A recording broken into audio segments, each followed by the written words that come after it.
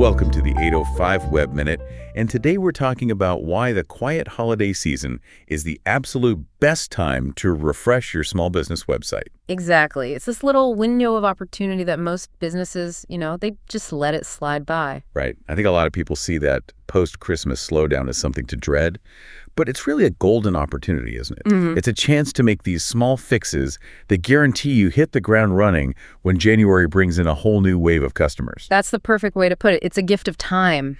Time to tackle all those little updates you were way too busy to even think about during the rush. And these aren't huge, expensive overhauls we're talking about. These are the small things that have a surprisingly big impact on trust. A massive impact. We were looking at a study, and the number is just staggering. It showed that 75% of consumers have actually skipped a purchase. Okay. Not because a feature was missing or the price was wrong, but simply because the website looked outdated. Wait, hold on.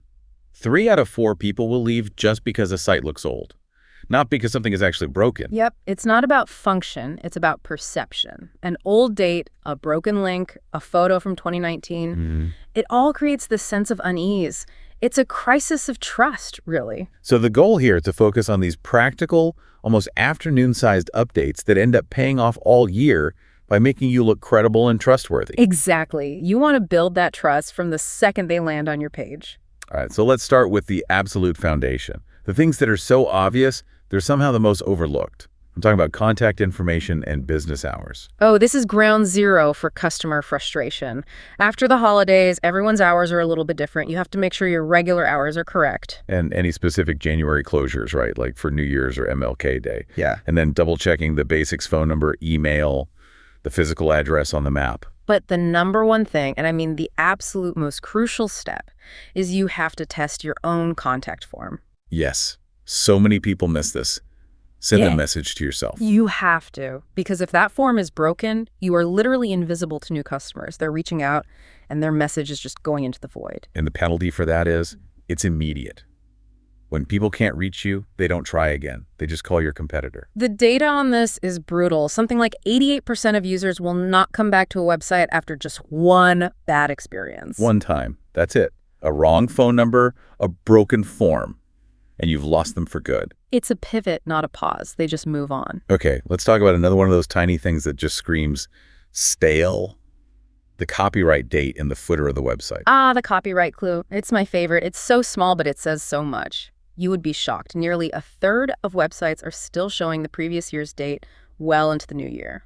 And the psychological impact is so much bigger than you'd think, right? If it's 2026 and your footer says 2025. Your brain just immediately wonders, has anyone touched this site in a year? Are they even still in business?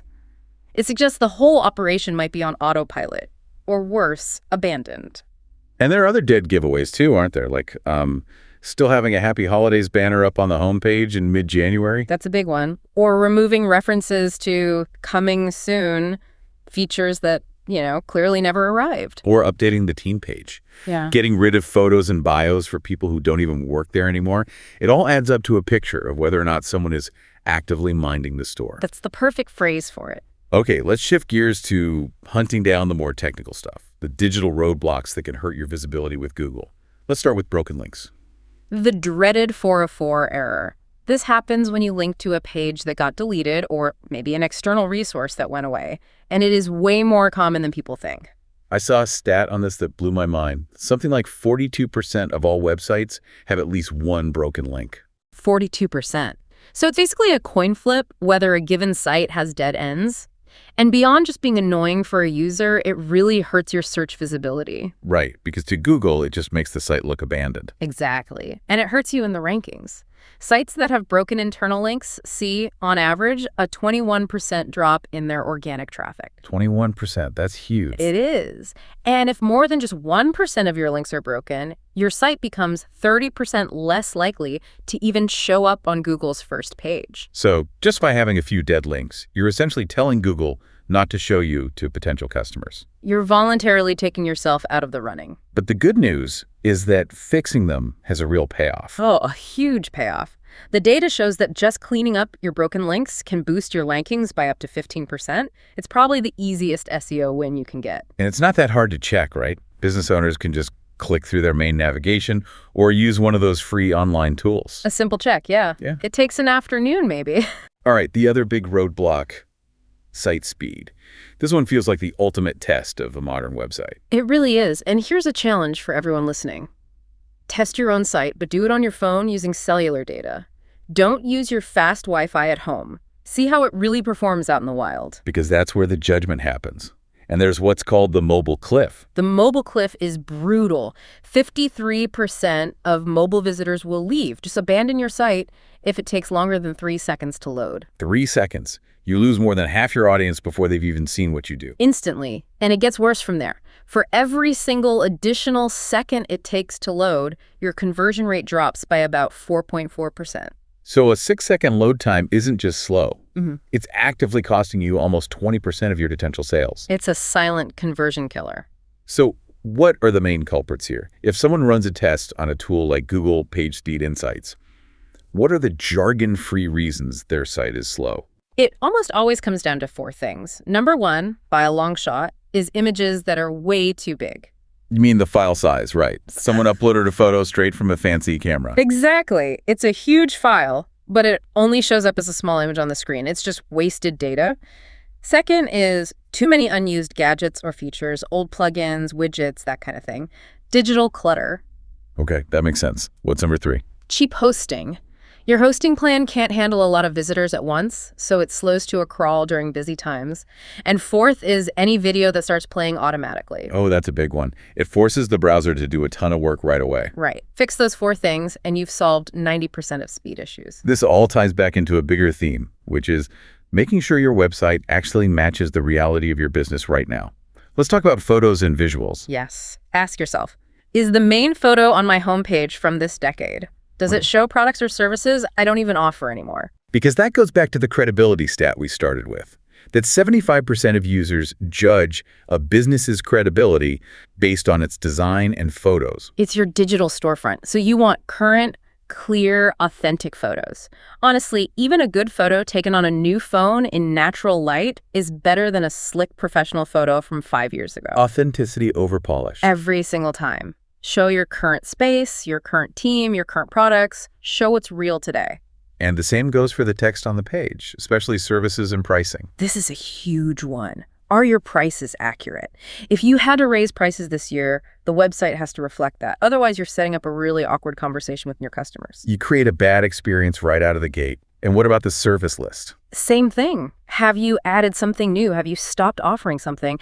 The website has to be the single source of truth for what your business actually does. And this quiet time is a perfect opportunity to actually clarify those service descriptions.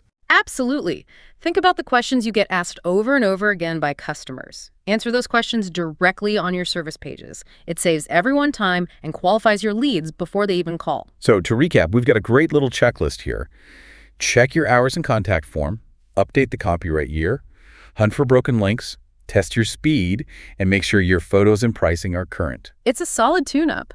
But sometimes as you go through that list, you realize that the small fixes aren't quite enough. You realize the foundation itself might be a little shaky. Right.